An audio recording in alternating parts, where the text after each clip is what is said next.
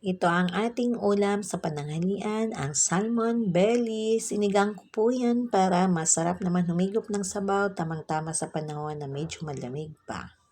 Ito lang yung aking sangkap, konting gulay at ang ating salmon belly. Konting gulay lang kasi yun lang ang kinakain ng aking mga anak.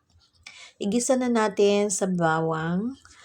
Palabasin lang natin ng konting aroma at ilagay na rin natin itong ating sibuyas. Pag lumabas na yung aroma ng ating sibuyas, isunod naman natin yung ating luya at ang ating kamatis para medyo may twist naman at mawala din yung lansa.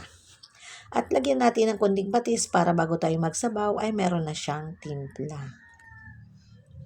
Ayan na nga, lagay na natin yung sabaw.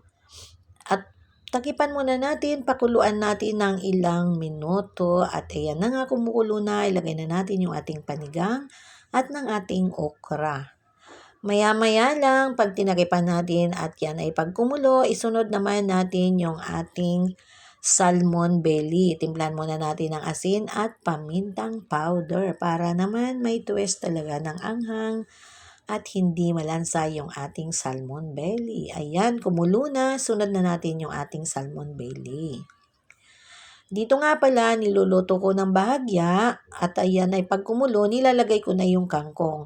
Ako nga pala pag nagsisigang ay inuuna ko po yung gulay kasi po tumitigas po yung ating kangkong at ng ating okra. Pag nilagyan na natin muna ng panigang bago natin ilagay yung ating gulay. Kaya niluluto ko siya ng bahagya bago ko lagyan ng panigang.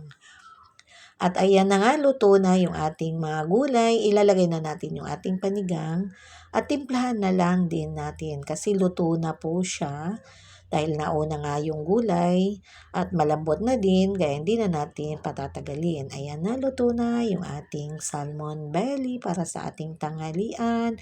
Yun lang, kain tayo.